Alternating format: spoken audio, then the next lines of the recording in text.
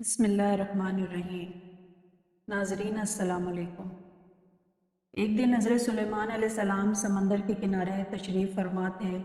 ان کی نگاہ ایک چونٹی پر پڑی جو گندم کا دانہ منہ میں لیے سمندر کی طرف جا رہی تھی۔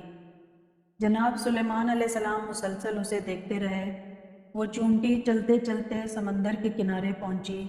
اسی لمحے ایک مینڈک نے پانی سے اپنا سر باہر نکالا۔ اس نے منہ کھولا، چونٹی اس کے منہ میں داخل ہو گئی اور مینڈک تیرتا ہوا پانی کے اندر چلا گیا۔ حضرت سلیمان علیہ السلام کافی دیر تک حیرت میں ڈوب کر اس بارے میں سوچتے رہے۔ اچانک وہی مینڈک دوبارہ پانی سے باہر آیا۔ اس نے منہ کھولا اور چونٹی اس کے منہ سے باہر نکل آئی، لیکن گندم کا دانہ اس کے منہ میں نہ تھا۔ حضرت سلیمان علیہ السلام نے اس چونٹی کو طلب کیا اور اس واقعے کے بارے میں اس سے پوچھ گچھ کی۔ چونٹی نے کہا، اے پیغمبر خدا، اس سمندر کی گہرائی میں ایک پتھر ہے جو اندر سے خالی ہے۔ اس میں ایک کیڑا رہتا ہے۔ اللہ تعالیٰ نے اس کیڑے کو اسی مقام پر خلق کیا ہے۔ وہ وہاں سے نکل نہیں سکتا اور میں اس کے لیے کھانا لے جاتی ہوں۔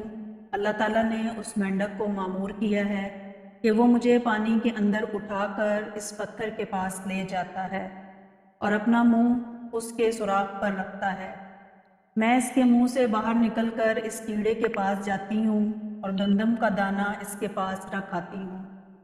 یہ مینڈک میرے انتظار میں رہتا ہے۔ میں واپس اس کے منہ میں داخل ہوتی ہوں اور یہ پانی میں تیرتا ہوا مجھے سمندر سے باہر لے آتا ہے۔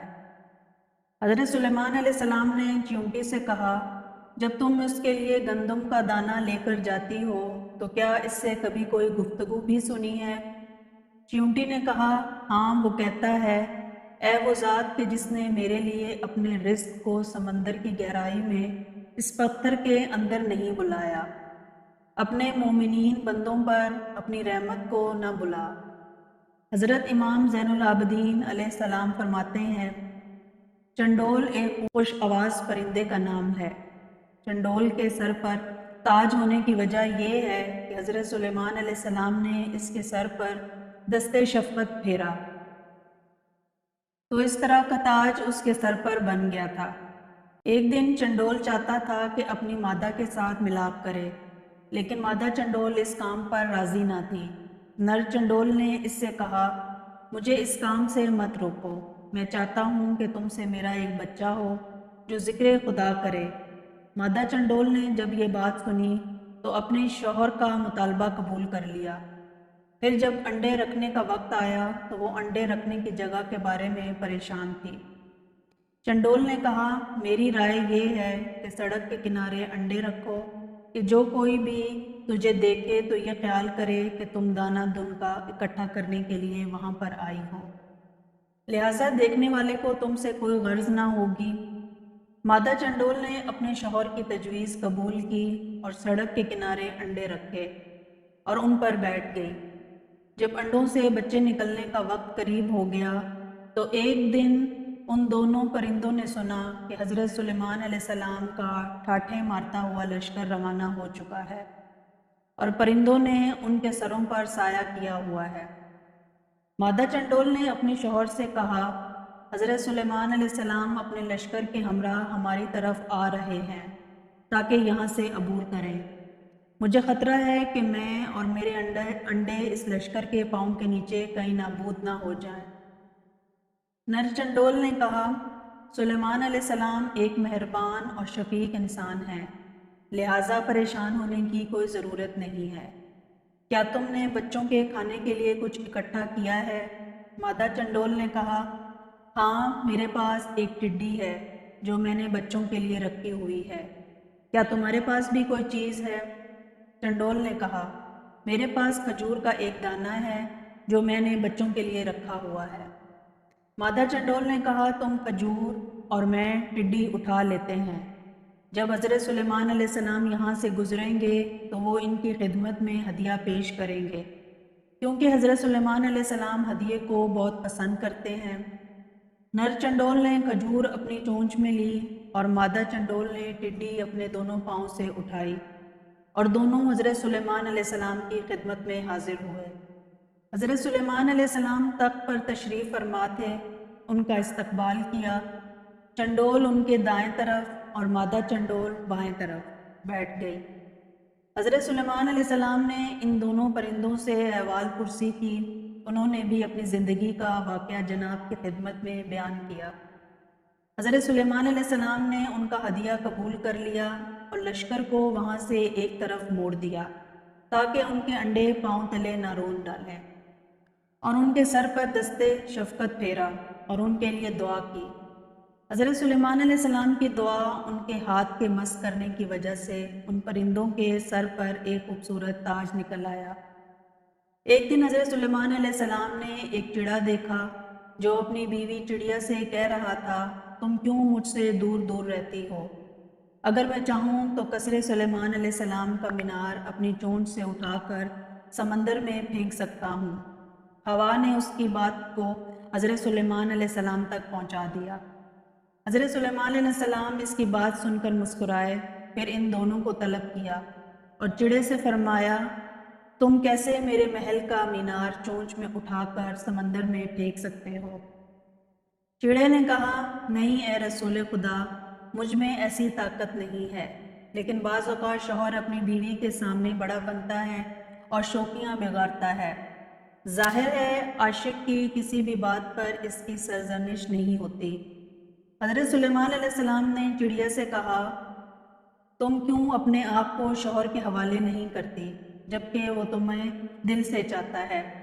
چڑیا نے جواب میں کہا، اے پیغمبر خدا، وہ عاشق نہیں ہے، فقط عشق کا دعویٰ کرتا ہے، کیونکہ وہ میرے علاوہ کسی اور کے ساتھ بھی عشق کرتا ہے۔ اس بات نے حضرت سلیمان علیہ السلام کے دل پر گہرا اثر ڈالا۔ انہوں نے شدید گریہ کیا اور گوشہ تنہائی میں چلے گئے، حتیٰ کہ 40 دن تک خدا کی بارگاہ میں گریہ کرتے رہے اور خدا کی بارگاہ میں درخواست کی کہ اے میرے دل، میں غیر خدا کا عاشق نہ بنوں اور میرے عشق کو غیر خدا کے عشق کے ساتھ مخلوط نہ کرنا۔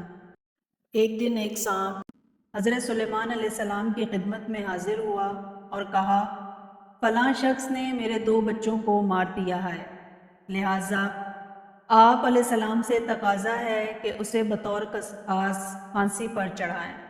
حضرت سلیمان علیہ السلام نے فرمایا، انسان کو سانپ کے بدلے میں قتل نہیں کیا جا سکتا۔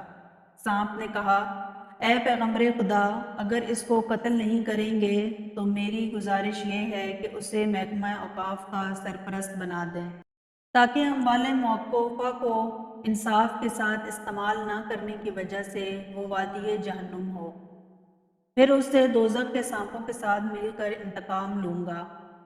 یہ روایت اسی مطلب کو بیان کرتی ہے کہ وقف شدہ چیز کی ذمہ داری قبول کرنا انتہائی خطرناک اور مشکل کام ہے۔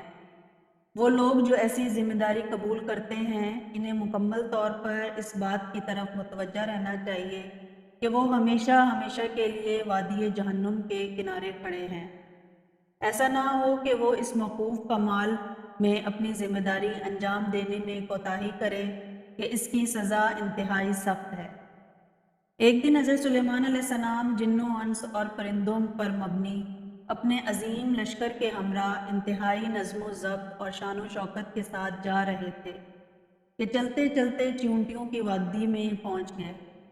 جناب سلیمان علیہ السلام بھی اپنے لشکر کے ہمراہ تخت پر برجمان تھے اور ہوا بڑے آرام سے جھولا جھلاتے ہوئے لے جا رہی تھی۔ اسی دوران ایک چونٹی نے دوسری چونٹیوں سے مخاطب ہو کر کہا، اے چونٹیوں، اپنے اپنے سوراخوں میں گھس جاؤ، کہیں سلیمان علیہ السلام اور اس کا لشکر تمہیں پامال نہ کر دے اور انہیں اس کا پتہ بھی نہ چلا۔ حضرت سلیمان علیہ السلام نے جب اس چونٹی کی آواز سنی تو مسکرا دیے اور کہا، پروردگار، مجھے توفیق دے کہ میں تیری نعمت کا شکر ادا کروں جو تو نے مجھے اور میرے والدین کو عطا کی ہے، اور ایسا نیک عمل کروں کہ تو راضی ہو جائے اور اپنی رحمت سے مجھے اپنے نیک بندوں میں شامل کر لے۔ حضرت سلیمان علیہ السلام نے اپنے نوکروں کو حکم دیا کہ اس چونٹی کو میرے پاس لایا جائے۔ نوکروں نے فوراً اس چونٹی کو ان کی خدمت میں حاضر کیا۔ جناب سلیمان علیہ السلام نے اس چونٹی سے فرمایا، کیا تمہیں معلوم نہیں کہ میں خدا کا پیغمبر ہوں اور کبھی کسی پر ظلم و زیادتی نہیں کرتا؟ چونٹی نے کہا، ہاں میں یہ بات جانتی ہوں۔ حضرت سلیمان علیہ السلام نے فرمایا، پھر تم نے چونٹیوں کو مجھ سے کیوں ڈرایا ہے؟ چونٹی نے عرض کیا، میں اس بات سے ڈری تھی کہ یہ چونٹیاں آپ کی شان و شوکت اور زرق برق دیکھ کر دنیا کی دیوانی نہ ہو جائیں اور خدا کو نہ بھلا دیں۔ میں چاہتی تھی کہ وہ اپنے اپنے سوراخوں میں گھس جائیں اور آپ کا جاؤ حشم نہ دیکھیں۔ اس کے بعد چونٹی نے عرض کیا، کیا آپ کو علم ہے کہ اللہ تعالیٰ نے اپنی عظیم ترین مخلوقات میں سے ہوا کو آپ کے تابع کیوں قرار دیا ہے؟ جناب سلیمان علیہ السلام نے فرمایا، اس بارے میں مجھے علم نہیں ہے۔